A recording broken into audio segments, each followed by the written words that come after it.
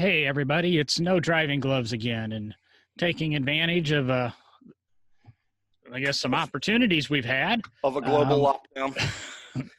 Well, we're trying not to talk about that one. And Sean, jumping on the podcast, been really active in gathering us some guests here for No Driving Gloves. Go ahead and give us an introduction, Sean, briefly of the guest, and then we'll have him do the typical request for 2 minutes, and usually takes 15 minutes summary of what you do. Absolutely. Today we have Bill Riley of Riley Technologies, and Riley races everything and Riley builds everything. And, Riley Technologies has recently been in the news for something a little bit outside of motorsport, and they have switched some of their production over to, I believe it's the production of masks. I could be completely wrong, but I know that you guys have jumped into helping in the fight with what we have going on with COVID-19, and that popped up on my news feed. And as soon as that popped up on my news feed, I was like, I haven't talked to Bill in a while. Let me go ahead and reach out and see whether I can get you on the program and talk about that. But we want to talk about that and beyond. I mean, we want to talk about what's going on in motorsport over at Riley right now, and how you see things panning out for the rest of the year. But to start the show off, if you want to give us a 2-ish minute synopsis of who Bill Riley is and what you've been involved with you and your father over the years and the various amazing things that you guys have done, and then we'll dig into what's going on right now. So thanks for coming on, Bill. I appreciate the opportunity to come on for sure. Yeah, it's a great opportunity to be on, and obviously we'd like to be a little busier right now. We all would, but that's the way the world is right now. But we'll get through it. But I'm Bill Riley. I own Riley Motorsports and Riley Technologies with my father, Bob. He started racing in 1949, and at the age of 5, I knew what I was going to do my whole life is be involved in racing on the design and build side. So we started off in Detroit and moved to Indianapolis, and then moved here to North Carolina, and really built just about any kind of car there are. We've been heavily involved in NASCAR in the 90s. We've been heavily involved with IndyCar, and then mostly known for sports car work. Kind of seems to be our home where we always gravitate back to, whether that's at racing cars for AMG currently and cars in Ferrari Challenge, or if that's for building our own cars, running our own programs, such as the Viper program that we did for SRT was probably the biggest one and the latest one we did. Yeah, there it is right behind you at COTA, I believe, which it won, which was good. So, it's always one of my favorite cars is the Viper, just because of the people and all the people that were involved in it. And they got an SRT hat on too, and the people at SRT were so great, and that's made the program great. Absolutely. But, we did obviously Daytona prototypes over the years. Before that, the Mark III. Before that, Trans Am. So we've been involved in almost every different form of road racing. And then along with the other stuff that we do, we dabble in. And then, of course, we like doing different things, and don't really like the subject of why we decided to get into the mass business, or the PAPR business. But Core group down in Rock Hill, Morgan Brady, who runs Core, and they run obviously the Porsches and IMSA. They have their main business, is making miscellaneous things for all types of industries. He gave me a contact to someone that needed some help right away, and we jumped on making a pressurized air respirator, and it's going pretty good. So it's much more in depth than what I thought it was. Just you were making the masks. I didn't realize you were making the entire respirator. So that's in depth. Yeah, it's a battery and a filter system, a HEPA filter, and then the working on the right motor size, working on the right battery size to make sure it'll last to shift in the hospital, and then working on the helmet and the visor and everything that goes along with it. Yeah, I don't want to speak for the entire world, but I think the entire world would probably step up and say companies that are doing what you guys are doing, and basically taking a part of your operation and rededicating it to helping in that fight. It's something that it is appreciated across the board. You don't have to be a motorsport fan, you don't have to know who Riley Technologies is or who you and your dad are to appreciate that. So, on behalf of a vast swath of people, thanks for doing what you're doing. It's pretty cool. It's pretty cool to see a company that has dedicated its entire being basically to construction, prototyping, creation, and running all sorts of motorsport, getting involved in that. And it's a neat thing. And that is why I got in touch. I said I didn't want to dwell on it because, quite honestly, we just want to have some fun and make folks happy. Do you want to switch gears, or is there more to that story that I'm not letting you tell? I mean, right now we've switched, all the engineering, design, and prototype manufacturing over to it. But I kind of feel that, hopefully this will be over soon, and hopefully we can all get back to the normal way we've lived. But obviously, I think it's going to be all a little different. And I'm kind of thinking more that this might be something more for in 2 years when another issue comes up, or 4 years or 10 years, right? That, that we have something for, and more for everyone, not just for people on the front lines. We definitely need to get out in front of it. Sorry, John.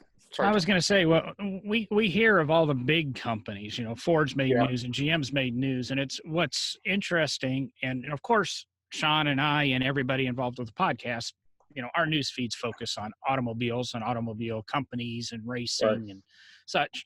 So I'm seeing a lot of shops like yours, the smaller shops, the smaller businesses, not these mega billion-dollar businesses, revamping a whole business plan. Now, yes, some of it's for income. There's no doubt about that. But some of it is just the need and the ability. And, it's nice to see some people stepping up. I've seen some people create some, quote, new products that might actually have existed for years in different industries and they don't realize it. But, I just want to say it was wonderful that Sean was able to contact you and get you on the show. And I, love promoting some of the stuff. Everybody, a lot of people think cars are evil and racing's evil and all we do is burn gas and pollute, but we're a lot more than that. And everybody talks about the need for racing and technology, and somehow we get a disconnect. What does an Indy car do, or what do your prototype cars do that relates back to the real world? And here it is within 3 or 4 weeks, you're tooling up and you're manufacturing or getting ready to manufacture products to help in the pandemic. And that's all I'll dwell on it tonight. Yeah, I kind of, when people talk about motorsports and, in this day and age, and obviously we're burning a lot of fossil fuels and all that type of thing. The way I kind of always look at it with people is that I don't think you're going to find a harder group of people working on fuel mileage on a Sunday afternoon than racers. That's very true. Because, 50% of these races are fuel mileage, trying to stretch our windows, trying to get one more lap. At Road Atlanta last year with the AMG, we were 1 lap short after 10 hours of really pushing our fuel economy. So I think that from that point of view, there's a lot that racing can contribute back, because everybody's working on fuel economy on the weekends, and no one else in the world really is. Right, and here's tangent number one.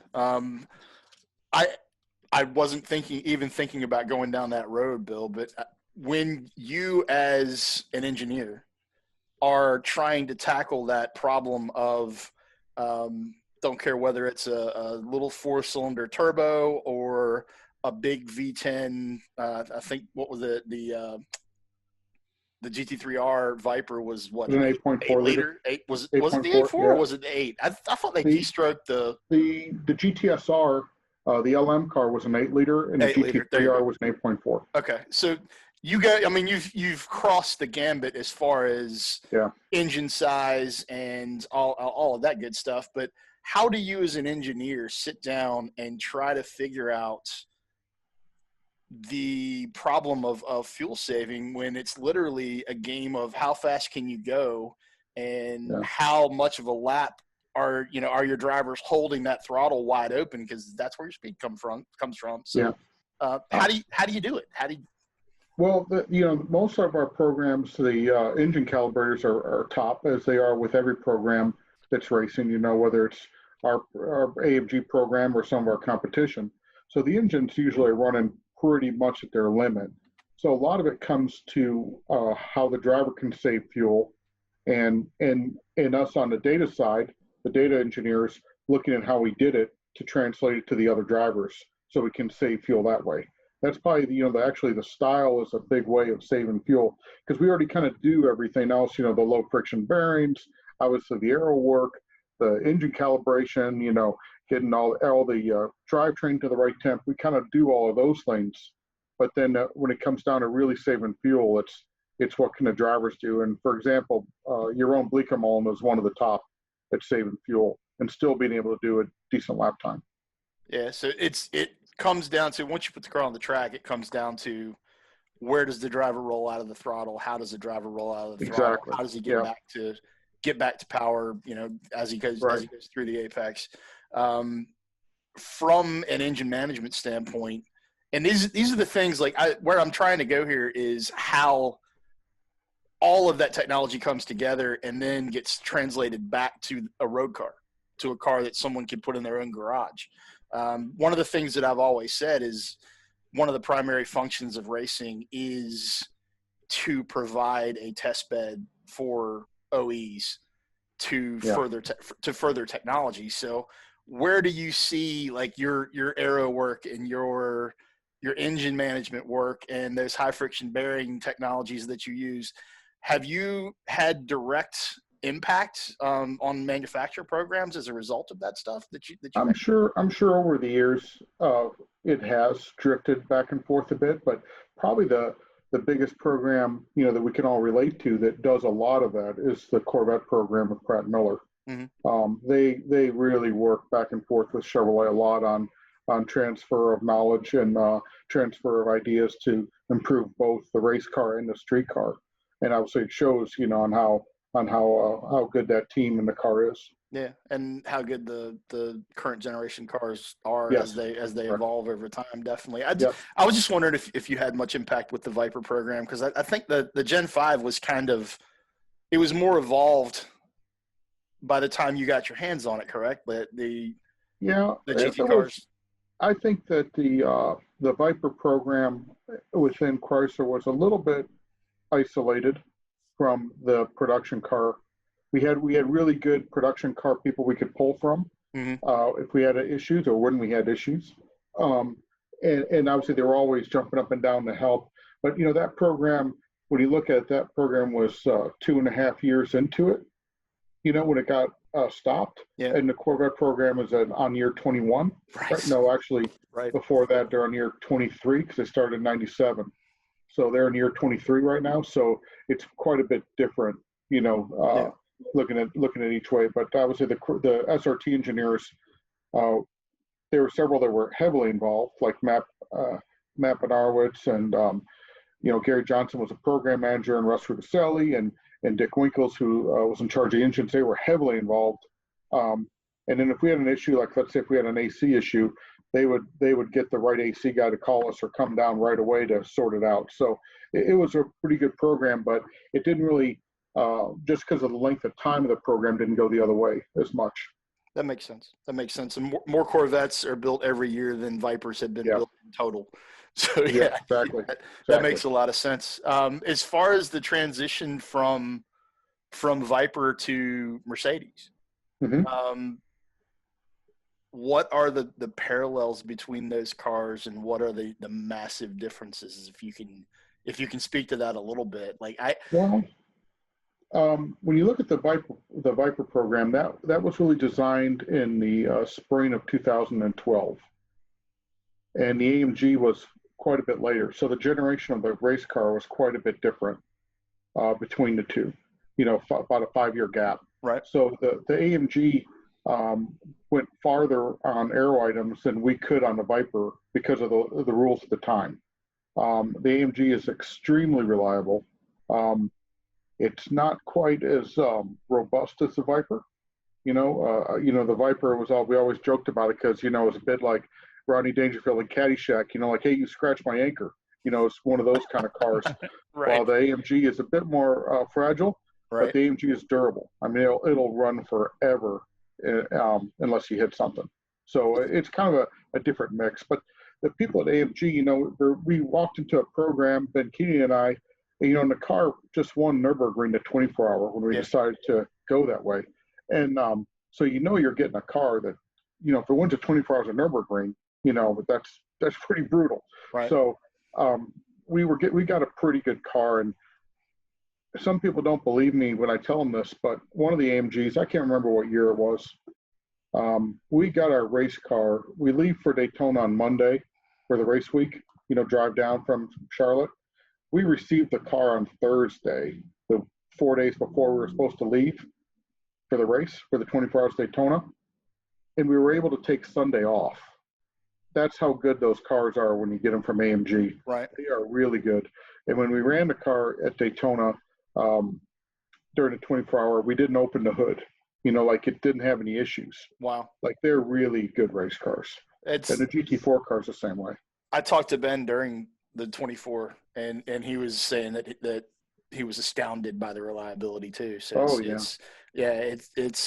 that's a monster machine. It's definitely a monster machine. It's one thing that I've always go ahead, John. Sorry. I was going to say, since we're talking about the AMG GT here, and I've got a couple friends that are owners of the road cars, the GT and the GTR. I want to jump in just to put this in a perspective that I'm going to say the real world can understand, but we're talking still real world $250,000 cars. The difference between your GT4 car and the GTR, because the GTR compared to the standard GT, road car is amazingly quicker. I mean, I can't remember, 4 or 5 seconds faster on the Nürburgring than the standard road car. When we jump into the GT4 and that, obviously you're saying, mechanically, are they really any different? Or are we saying that a car that's competing in the 24 hours Daytona translates right back to the road car there and will give you a, German reliable race car?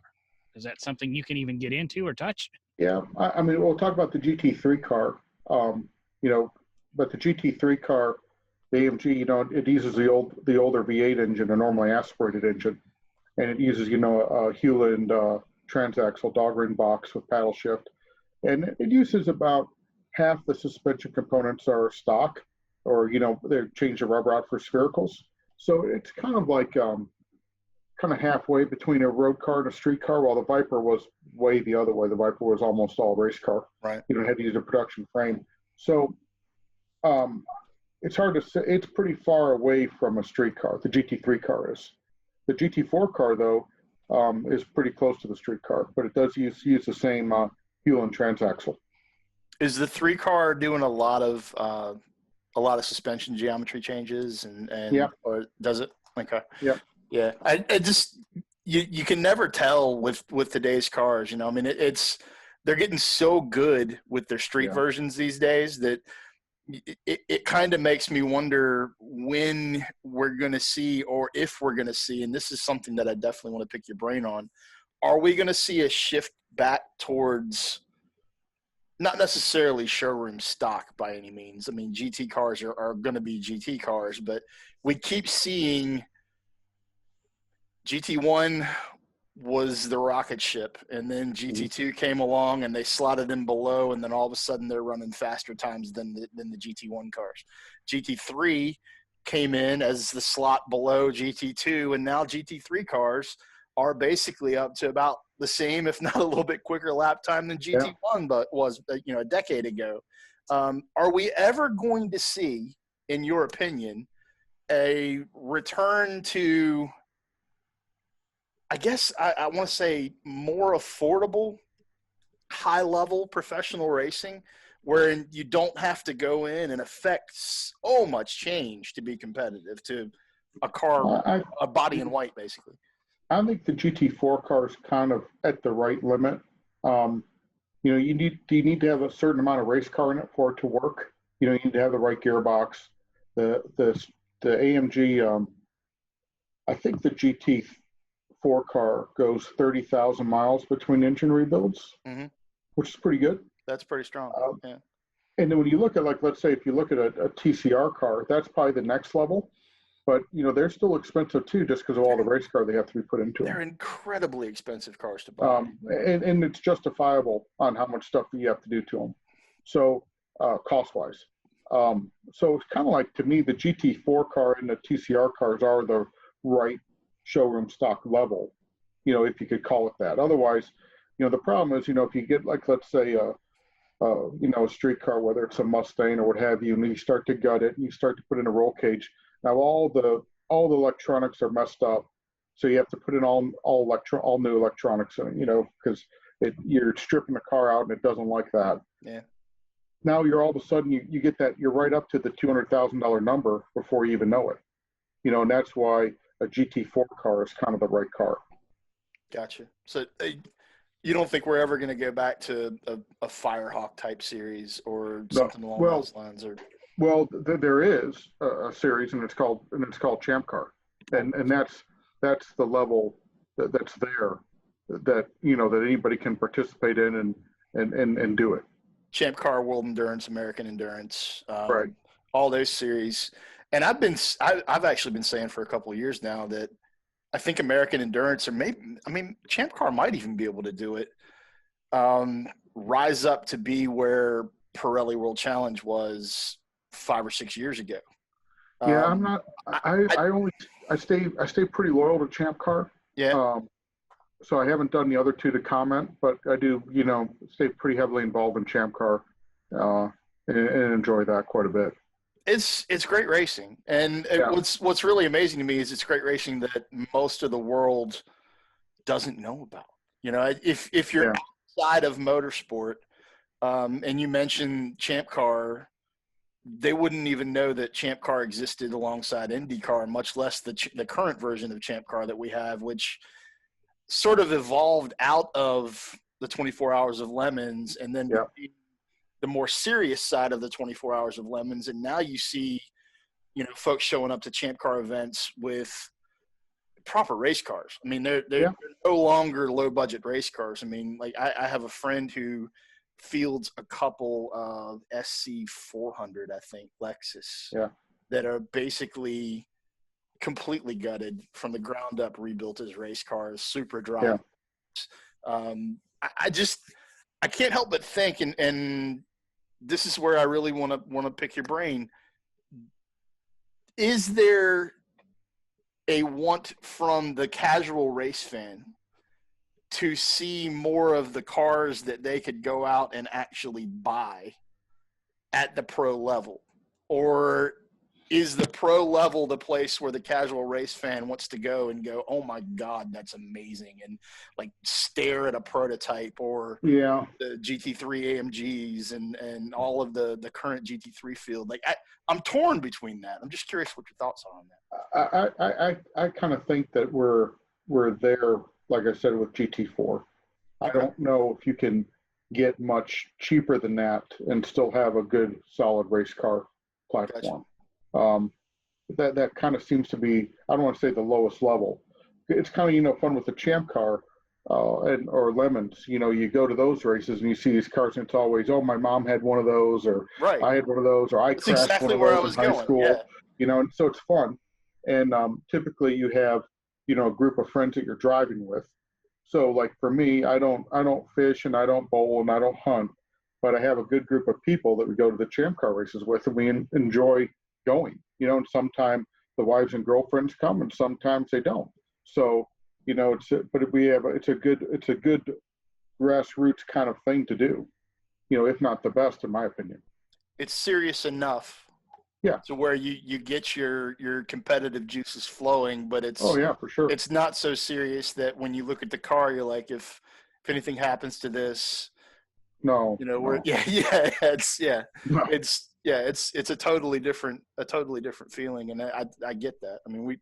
We have a couple cars in the garage right now that one of them is a Lemons car, one of them could be a Champ Car, but unfortunately we have the world's most powerful 305 in a Camaro Mustang Challenge Z28. I don't know why one of the guys that I own it with decided that we blew the 305 that was in it up, and then he sent it off to his ex-Cup engine builder and we got back a 13-1 305, Bill. Yeah, there you go. What are you going to do with that? What are you gonna do with it? Yeah. Literally, it's a track day car now. It's not a race car anymore. It's a car with no home. I guess that's a good way to segue into what are the race cars that you personally have gotten to drive over the years that you loved? What are the ones you hated? And then we'll circle into the what do you have in your garage right now that makes you happy? Okay. Well, I used to drive a little bit more. I mean, I used to race go-karts. I went all the way up to 250 supercarts and raced across the U.S. and that. Huh?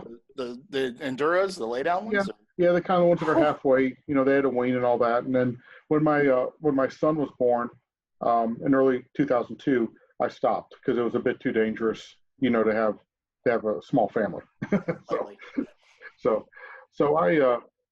I raced karts for a while, and then I had a Mark III, the Daytona winning Mark III from '96, and I tested that a few times. Then obviously it got to a point where, like, you know, I need to sell this because it's a pretty big asset to have around, you know, versus you don't want to have your race car worth more than your house, you know. So it was a bit off. So I had to get rid of that or got rid of that. And I was driving for some people, and I was getting ready to get into a car for a guy.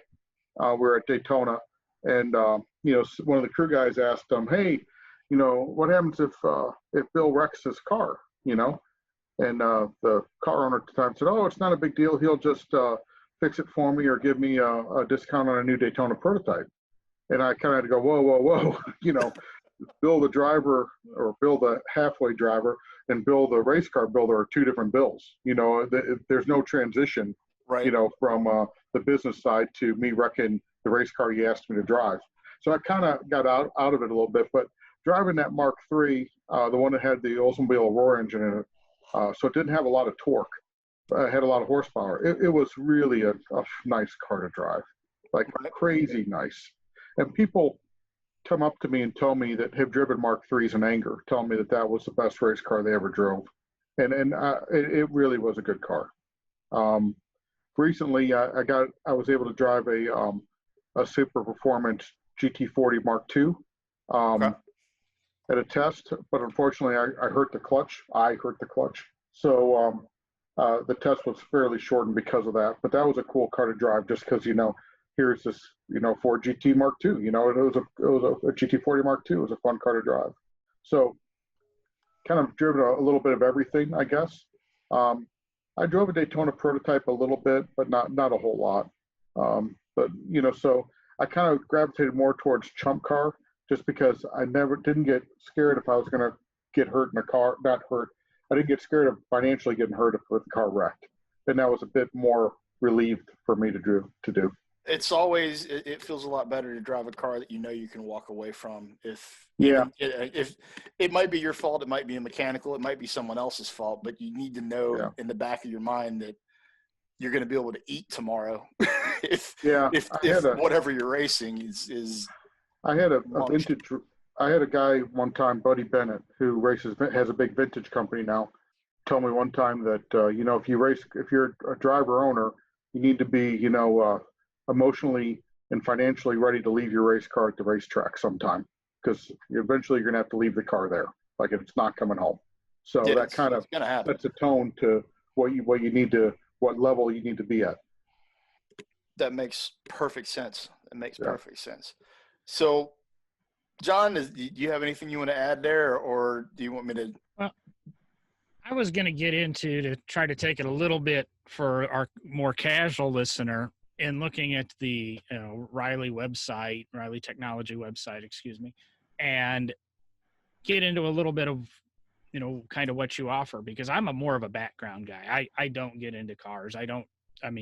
Get into race cars. I don't race. Say yes, you do. And mainly for the last statement you made. I don't make enough money to race. I want to win, and I don't make enough money to win. I can get out there and probably drive around the track or autocross or whatever and be fine, but I want to win, and I don't have that kind of time or money. But when we get into the Riley Technology website, you know, it's offering, you know, assistance in customer racing. It's offering classic race car restoration, and you had some pretty cool cars highlighted there. Yeah. Designing the AC units for race cars, and Mhm. okay, surprise, there's AC in race cars. Yeah. And the 3D printing and water jets, and personally, I'm into CNCs, and 3D printing is alternative from cars. And Yeah. can you tell us a little bit about some of these functions of Riley Technologies that obviously relate back to race cars, but what are we doing with this? I mean, I fully understand the benefits of a water jet. Didn't understand it when I walked Yeah. into my previous job, and after being around a same size water jet you have for 10 years, I still want to get one for the house. I just can't afford a water jet for the house. Yeah. Yeah. I love, people make fun of me about how much I love the water jet. And, so it's just a big, for people who don't know, it's just a big table, probably, I don't know, let's say 8 feet by 20 feet. And, you lay the metal or material, whatever you want to cut on it, and it'll just, the water pressure along with the sand or the granite would goes ahead and cuts the material. So it cuts, we have a friend that makes jewelry, so we cut things for her for her jewelry business, all the way up to 2-inch thick steel and everything in between. And it can cut something faster than anything else. And then you start designing around it upstairs in the drawing office. You start drawing all your parts to kind of clip together and just be welded up. So it works out really well. It's a great tool.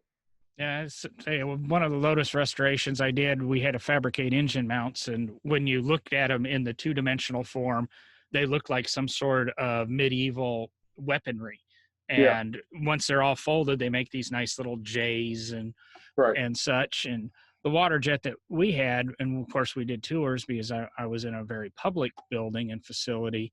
It's amazing. We could cut up to 6-inch steel on ours. Very rarely did we. We 2-inch, and you'd show the people the granite and the steel you cut. And then we had this always 1/8 thick or 1/4 thick spiraled piece of glass where it's gentle enough to cut glass without shattering it. So it kind of is an amazing tool. And, I understand, it seems all the hobbyists are getting into plasma tables, but there's really a difference between a water jet and a plasma table and the way it treats the material. And I never liked the plasma, and everybody tries to talk me out of it or talk me into it.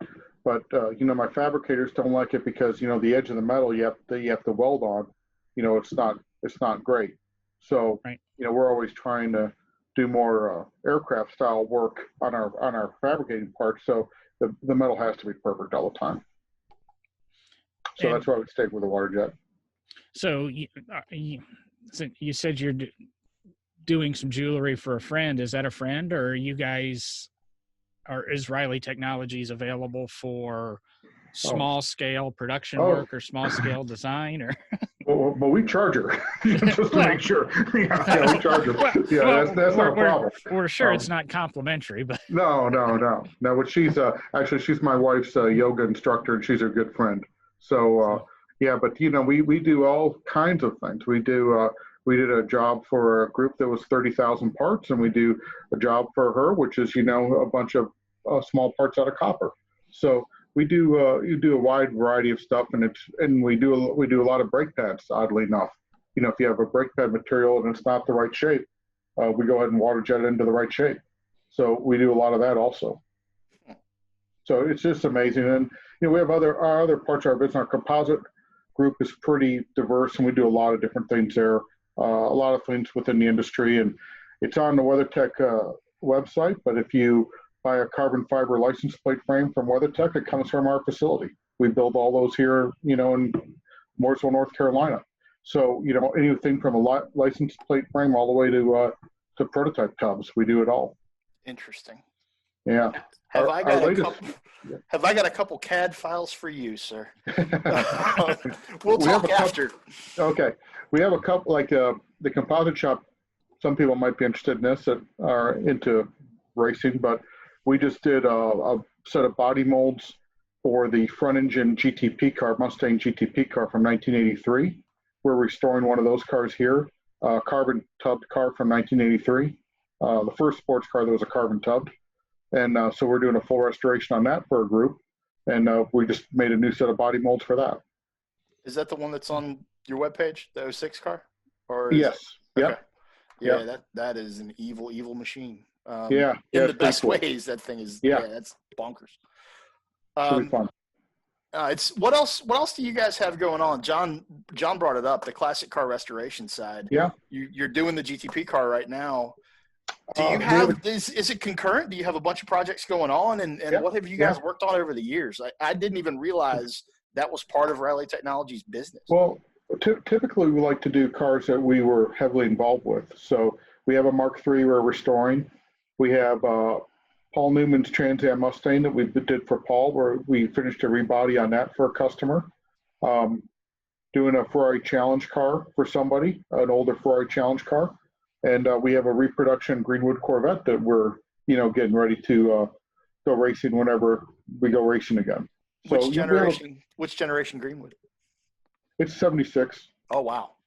Wow. So Yeah. I saw the Greenwood on your website, and I just always love that Greenwood wide body kit and that. There's Jerry's Corvettes in Chillicothe, Illinois. I had one for all my high school life and beyond, and I don't know if it's still there. Jerry's is still there. Jerry's not, but Jerry's is, and that funky wide body. So that's a really cool car, and so my father was involved with the Greenwoods on that car for sure. So actually, Bert Greenwood gave us some of the original drawings that Bob did of that car in 1973. So we're checking some things on that. But that's always the best conversation piece, because it's a big block Chevrolet, and it doesn't have any mufflers on it. It's just straight out. The exhaust goes straight out right at the middle of the door there.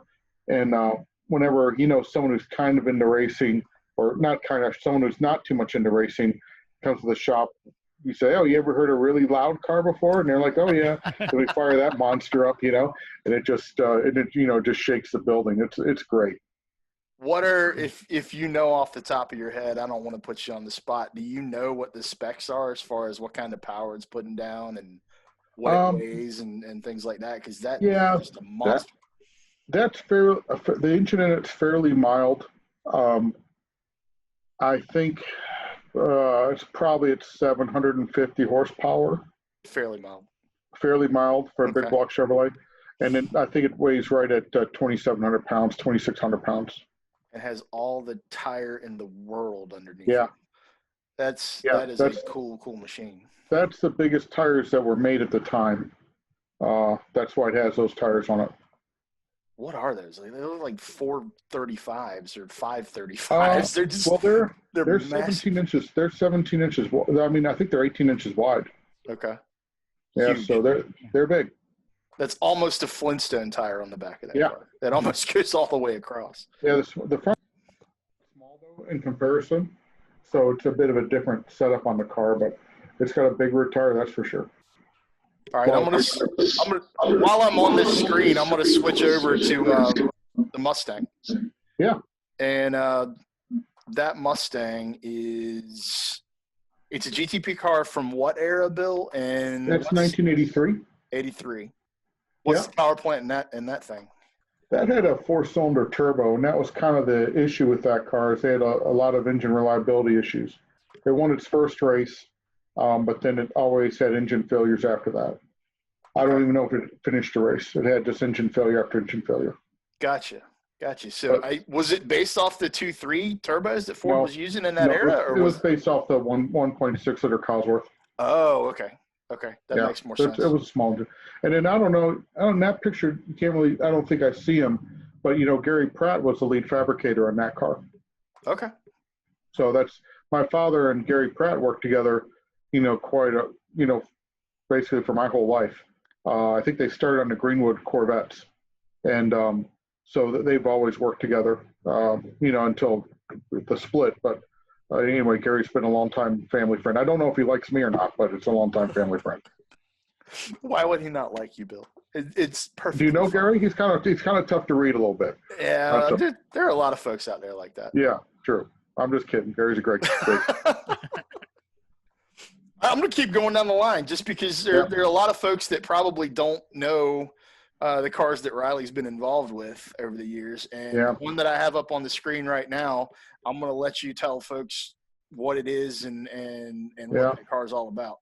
Well, that's a Mark III right there. We built 22 of those over a year span from, let's say, 95 to 99. And our main competition was a 333 Ferrari. And, it was kind of a deal. We won Daytona 3 times. They won Daytona once. They won Daytona or Sebring twice or 3 times. We won Sebring once. So we kind of went back and forth and traded wins and championships all during that era.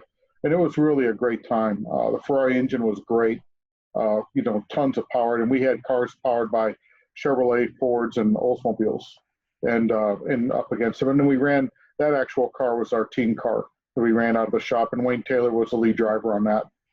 And it's an open cockpit prototype for those of you that are just listening to the audio. Ran extensively in you ran that in the ALMS and Rolex, correct?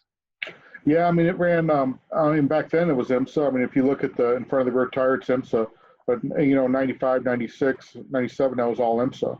But that car, that was 650 horsepower and 1,900 pounds and a 16-inch wide rear tire.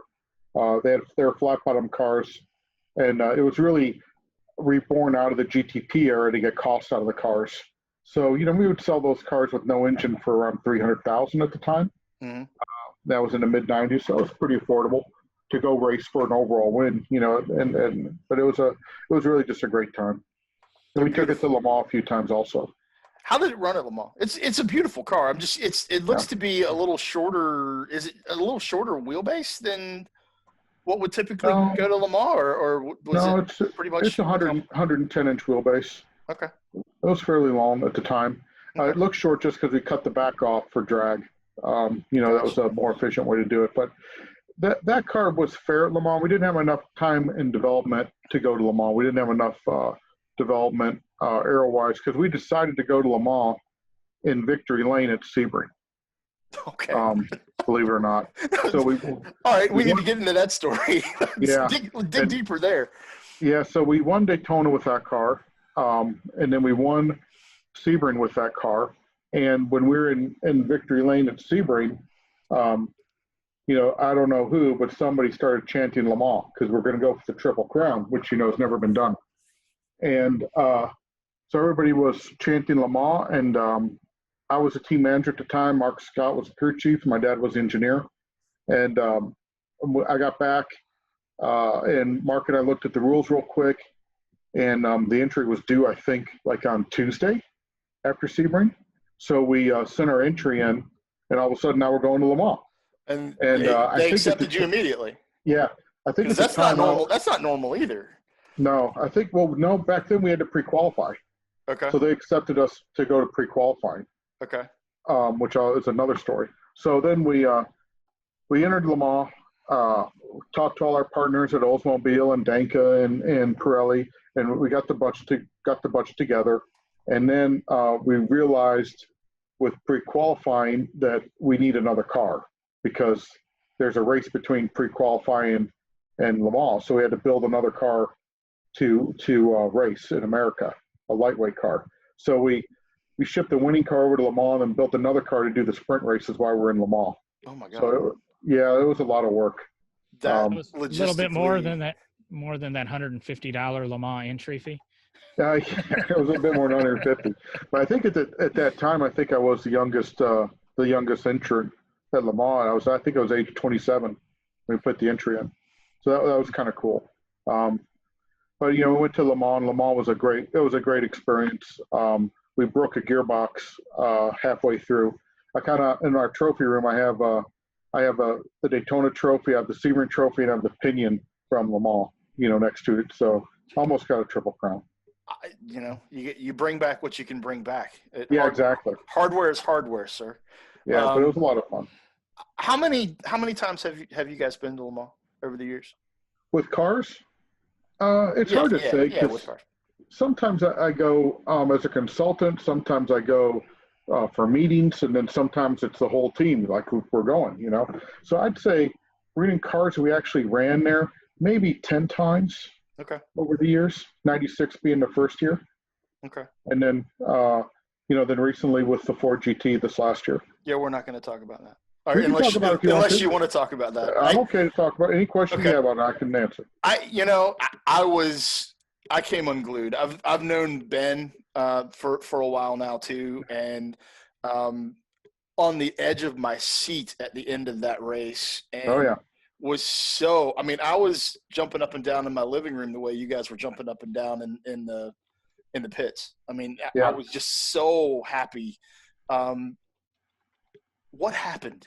I've read the stories, but Yeah. how did it get to where it was, and how did it unfold to where it got taken away? It's kind of we weren't the quickest car, so we know we're going to have to push it to win, and we didn't really. Ganassi was huge amount of help. We couldn't have done it without them, and we were pitted next to them. This is the group out of Indianapolis, and the WEC team was helpful too whenever we need anything, but huge amount of help. And they're very strict about fueling. They're very strict on this, and we never really did a super accurate pump out. We did it with all our stuff, and we were real close. We're like, okay, we're close on that. And then on the refueling time, okay, we're close on refueling time. We should be okay.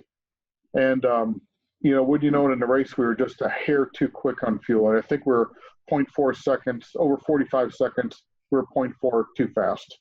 And we just were pushing the envelope too far. It was so minimal. Yeah. Well, but there's there's two kinds of cheating. There's like pushing the envelope of the existing rules, like being underweight, carrying too much fuel, refueling too fast, those kind of things. Then there's like cheating, like, oh, we, change the camshafts in the engine, or we, mixed our own fuel or this or that. Now that's blatant, like we know we're cheating. So we just pushed the envelope too far. So at the end of the race, it takes 6.5 liters to do a lap at Le Mans with that car. And we were 0.3 liters too big on capacity. So, okay. But, the car that was leading the WEC championship, they finished second to us. And Ford didn't pulled out of the WEC championship, not real super gracefully. And so it was just it was an eerie feeling the whole month. Yeah. For me, so it was just a bit weird. I'm a Lotus guy and been a Lotus guy for years, as many of our listeners know. I'm not sure you know.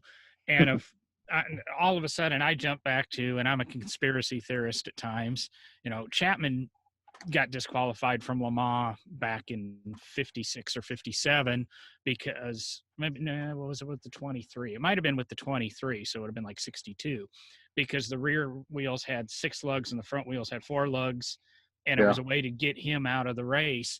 Right. Do you think there's any of that little French, we don't want an American to win this again type deal? Or do you think all those politics are 50 years in the past? It wasn't too much against the Americans, I don't think. But it was a different feeling. I mean, we were in tech for 32 hours, which is a long time. I remember reading that. And I remember reading that when it came out that the margins were so close. Yeah. There's part of me that's like, it's so close. How could you possibly take that away? And then there's the racer side of me that understands that a rule's a rule. Rule's a rule. I get it from both perspectives, but I will say this, and for the folks that are listening that don't fully understand what we're talking about, Bill and the team and Ben Keating and all of the drivers and everybody that's involved, you basically had your Le Mans victory taken away in scrutineering after the race. Yeah, we got disqualified. Right. Right. So it didn't. Was there a little bit of thought to keep, or to try to keep running the Ford GT after that? Or I think Ben would probably be a better person to talk about that. But Ben, my father was a Ford employee. My father worked on the GT40 Mark IIs and Mark IVs at CarCraft. I didn't know that. I'm a Ford guy. Deep down, I grew up as a Ford kid. I was born in Dearborn, Michigan. I'm a Ford kid. Gotcha. And so running the Ford at Le Mans was fairly, that was pretty fun for me because, here we are where my father was, in 66, but I think that Ford was ready to put a bookend on the Ford GT program. They're ready to stop it. And I think Ben tried quite a few different avenues to do something, all which would be, he would still, even if they said okay, we'd have to think about it because it's not affordable. It's not an affordable car, and so it just didn't work out. I think both financially, and I think Ford was ready to put a bookend in that project. And if they're ready to pull the plug on what up to then had been a factory supported program, and like you said, make it cost prohibitive, it does make sense to switch over to something like a customer based AMG GT3.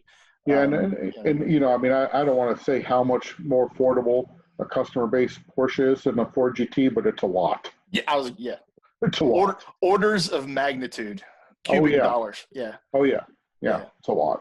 Yeah, and of course Ben's running well in that championship right now, and all that. So that I'm sure he's going to be fine. I hope so. And we should have Ben on. I think we're going to have Ben on next week, actually. Oh, okay. So it's definitely looking forward to that and continuing bits and pieces of this conversation. It wasn't fun. I was the one that had to call him, so it was not fun at Le Mans. I can't imagine. I can't imagine. I mean, I'm outside looking in, and I was heartbroken for you guys. I cannot imagine going from that level of high to, oh my God, I can't believe this just happened. With where we're at right now, I don't think we've really touched on this. How do you see us getting back to racing, man? Like, do you have a plan in place, or I imagine it's just like endurance race strategy. It's an ever evolving plan right now. So is there anything though that you see outside looking in or inside looking in right now that tells you that we're going to get back to racing sometime in 2020, or is it a 2021? I think we'll get back. I think we'll get back. Who knows what that'll actually look like? Who knows if there's spectator events or non-spectator events? I don't know, but I think we'll get back. And I'm kind of looking off in the distance because I'm looking at my wall calendar, and I think, obviously we have Watkins Glen at the end of June. Hopefully we'll be able to hit that. Cool. I don't know about Mosport the next weekend because of, I think that they're a bit more on lockdown in Canada than they are here in the U.S. Yeah. And then I don't know if they want a bunch of, people coming over. And then at the same, then you have Lime Rock and you have Road America. But I imagine sometime, hopefully June, July, or August we'll be racing. I mean, maybe it's an abbreviated schedule or maybe it's a full schedule. But I think IMSA wants to get back to the track. Mm-hmm. All the teams want to get back to the track when it's safe and when everybody's safe and when this is all over, but I think we're all ready to get back to the track. Now I know IMSA will go back to the track as soon as it's safe for everyone. Right. Now you said there, you don't know if it's going to be a partial schedule or a full schedule. Do you even remotely conceive of IMSA all of a sudden saying, hey, we're going to pick up the 6 races or the 4 races we missed from the spring and we're going to throw them on the calendar? And is that obviously that's going to make you as a team and a team support company busier than you've ever been in your life? Or is that even a conceivable thing? Or well, it is a little bit. I mean, right now Detroit's gone, and that's the only one that hasn't been replaced yet. So we're just going to see Detroit and Long Beach. So right now everything else is still there. But yeah, it's going to be a busy fall. Like right now. A lot of the race team is taking all their time off because it is a time to take time off, and it is time to rest up because the fall is going to be a tough one. So you're going to literally have to go back to your NASCAR days and figure out how to turn cars around in a week or in 4 days. Both AMG programs, the GS program and the GTD program, both have backup cars. Okay. So, or second cars, whatever you want to call it. All right.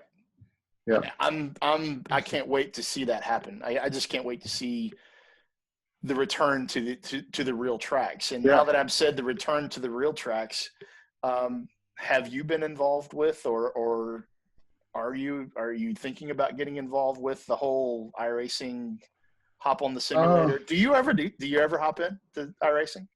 No, I'd have to spend too much time on a sim to get good. You know, Gotcha. I'd have to spend a lot of time to get you know, I don't want to even say respectable, to get not made fun of. It's a So different world. It's it's a totally, different it is, world. yeah, it's But a different world. you know, I'm busy. You know, like we're busy making this system for the medical system. Right. I have I kind of have, I don't want to say an agenda, but I already have a lot of things I do outside of work and racing, Hmm. and I don't have time to go sit in the sim for a couple hours a night to get good. Right. Um, you know, I have, whether I'm prepping the car for the Champ Car race in the evenings or working on a new Champ Car. I'm working on a Cobra at home. I have a really good group of neighbors that I spend a lot of time with on the lake. So it's kind of like I'm fairly busy outside of my desk. Are you busier now than before all this started to happen? Or because Um, I am actually busier today than I was 6 weeks ago, 7 weeks ago. It's crazy. I, I would say there's a bit of a gun to our head on the mask, you Yeah. know, because it's kind of like trying to make a deadline for a race with a car that's not built yet. Right. So there's a bit of a deadline on that. But I'm able to take a little bit more time off. I took actually 3 days off for Easter, which I usually don't do. So Right. I can take some more time off, but we're trying to minimize the amount of people here, but still have the mass program going strong. So it's a bit of a, you know, you're juggling. It's a different world. It Makes just sense. basically sounds like, I'm in the same boat. Sean's in the same boat. You just submitted to it too.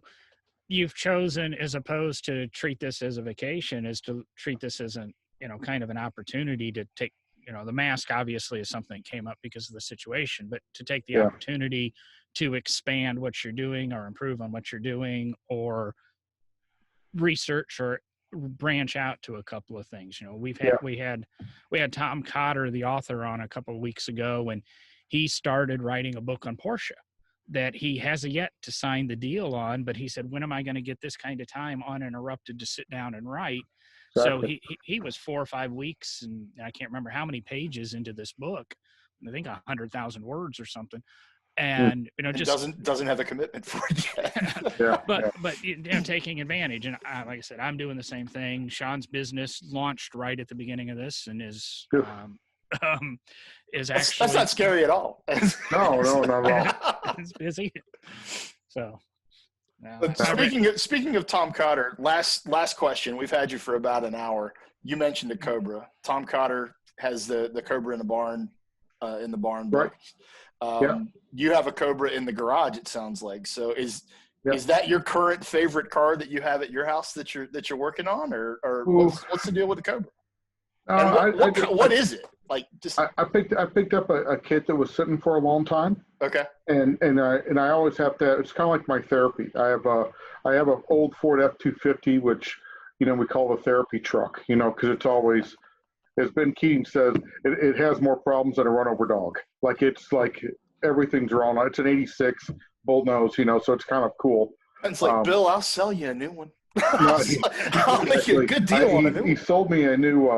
I have a new Ram 3500 that I really like. There you go. And so he sold me that right before the virus. So I have a new truck, I have an old truck, then the Cobra, then Chump Cars after that. So A that's fair your therapy outside of Riley Technologies and the customer racing programs and everything. That's rare. Like most folks that work in the field that you're in. Yeah. Don't want to go home and touch a car. A lot of them don't anyway. So it's kind of cool to remember, hear that. Remember though, like when I'm at work, Riley Tech, from 7 to 6, whatever the time is, 7 to 5, I don't touch cars. Okay. I'm working on stuff or talking with customers or working on programs or, Gotcha. making sure things are going well. I don't really get involved too much in the actual hands-on stuff. So when I'm at home, I have a tool. I have my Snap-on tools from when I was 20 still, and I just piddle in the garage. It's not like this Cobra's going to be done the fastest amount of time of any Cobra ever built. I just take my time and tinker with it, and it has a big 428 Internet FE, so it's cool to be working on all that old stuff. So it's fun. It sounds like fun. It sounds like fun. Again, thank you for your time, Bill. Oh, no problem. It doesn't seem like we've had you for an hour, but we've had you for an hour. Oh, no problem. Is there anything that you want to add to this, Mr. Viviani? No, I learned a lot. Frankly, when Sean emailed me a couple days ago and said we were having you on, I knew Riley. I knew, the race chassis and that. I followed him since the 90s. I've always been more of a sports car guy than an open wheel guy, NASCAR guy. So I had an idea, and of course I researched some, and I've learned a lot. It's great to see you doing what you're doing for the situation we're in. So I really don't have any questions. I just kind of sat here, as Sean has done with some of the interviews and the people I drag on, going, you end up learning a little bit. That's why I think the multi-person interviews are great. But. Yeah. I think, you asked about our next race, but hopefully our next race is Memorial Day weekend at Watkins Glen with the champ car. Hopefully that'll be the next our next big race. Are you still running the Probe? No, we have a Camaro. Okay. Yeah, we have a Camaro that we run. It's actually an old Ace sedan car that we converted over. So we run that, and then we're working on some other stuff. So hopefully we can get some other stuff to the track soon. It was very nice to have you on the show, Bill. I'm going to go ahead and say thank you for coming. Thank everyone for following along with No Driving Gloves. Things are definitely exploding on No Driving Gloves. I mean, we're busy. John, myself, Derek, and Will, we're very busy making this thing work. Don't go anywhere, Bill, because I'm going to shut this thing down and say thank you to our audience. But I want to talk to you just for a moment after we shut it down. Sounds good. John, thanks for doing this midday, man. Appreciate it. Yeah, no problem. We do it when we can. Again, like Sean said, No Driving Gloves, iTunes, Apple Podcasts, Google Podcasts, NoDrivingGloves.com. I think you can look up if you want to see Riley. It's RileyTech.com, I believe is your website. If you want to kind of see some of the stuff these guys are playing with, maybe get some jewelry or something to cut out on the water jet. Jewelry or brake pads, let us know. Yep. We're going to talk about something other than jewelry and brake pads for the water jet in just a second. Okay, cool. So thanks, everybody. We'll talk to you later. Thank y'all.